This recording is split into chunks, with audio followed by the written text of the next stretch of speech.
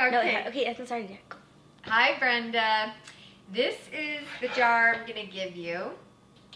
And this is currently in the first ferment. All right. It has the grains at the bottom, and then it has sugar water, and then these bubbles just happen during the first ferment, but it doesn't always happen, so don't worry if you don't get bubbles. Now, when this is done, then it is ready to be drank. It won't have the carbonation. Okay, and how you know it's done is you're going to unscrew it, and by the way, you keep a cloth over it and then the metal ring. You're going to taste it, and you're going to see if it's kind of sour or if it tastes like sugar water. So if it's still sweet, it's not ready. This now is starting to get sour. It's ready to go. If I leave this on the counter, and you leave these on the counter for the first ferment. See, I keep mine right here. And if you let it go too long, it's going to start to taste really vinegary, so you don't want to let it go too long, but it's not devastating. If you let it go for days and days too long, then it's just going to kill the grains because they're not going to have any more sugar to eat.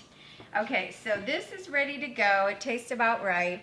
And how long you leave it on the counter really depends on many factors. It depends on how warm it is out. It depends on what you use as your sugar. It depends how many grains you have down here. Those are the main factors. Okay, so this is now done. It's the first fermented. It has all the probiotics in it. This is ready to drink. If you don't want to mess with the second fermentation, which is adding the carbonation to make it like a soda water, then I would just pour this right into a jar. And the quickest way is just to pour it off because the grains stay at the bottom. But sometimes the grains will float, in which case you don't want the grains really to get in there, but it's not going to kill you. In fact, they're full of probiotics. But you could do it this way just in case any floating grains, which there are some, don't get in there. Okay, so then you would fill that bottle, and you can just drink it like that, or you can add a little bit of juice, flavoring, any kind of flavoring you want. Lemon, this is a grape juice, and then just cap it, but at this point you have to put this in the fridge because otherwise it will continue to ferment, and this is not the proper bottle for the second ferment. This is a proper bottle with the top, with the, the pop top. So you would just put it in the fridge and you would just drink it as you like, and but knowing it's not going to be carbonated. Okay, but if you want to make it simple, just drink the juice like that.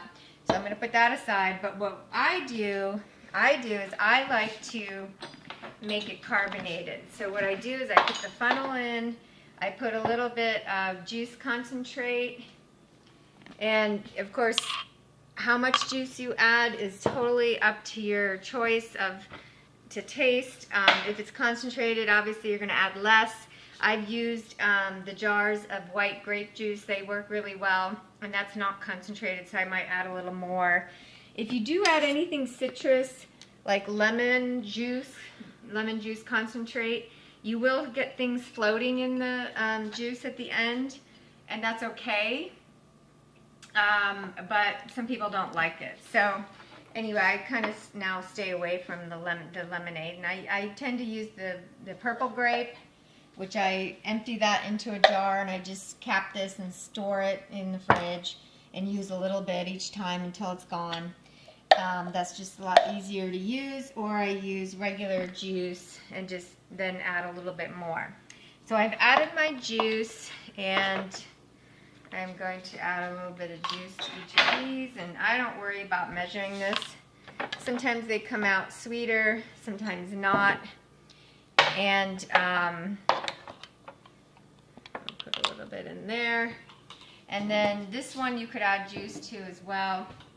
Alright, so now what I do is I hold this and I just start pouring it. Now these darker bottles, and the blue ones especially, are a little trickier. This green one's actually pretty easy because I can see how quickly it's filling up. Now you want to leave about 2 inches at the top without, you don't fill it all the way. Okay, it just gives some more room for the extra gases to burp. So, oops, that's about right. I might put a little bit more in there, but these already have grape juice in it, so, you know, I kind of ran out of kefir water here, but, and then I put these grains right back in here. I ran out of water, but I have another one that's actually ready to go. So I'm going to use this one and finish it off. A little bit more. Oops. This one has so much foam on it. I'm not sure why, but it's causing it to kind of overflow a little bit. Now I didn't actually taste this. I just kind of assumed it was done because I made it at the same time with the exact same sugar as I did the big one. And I'm just going to taste them. Yeah, it's done. It's vinegary. If you like it like that, you don't have to flavor it, but because it does add extra sugar, but it's a fruit sugar, so it's fine. I'm actually going to use the rest of this to top these off. Oops, I forgot to use the strainer. You already used the strainer. Okay, this one needed a little bit more.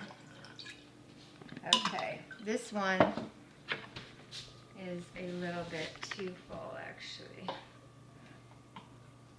Okay, so that's about right. So now these just get capped,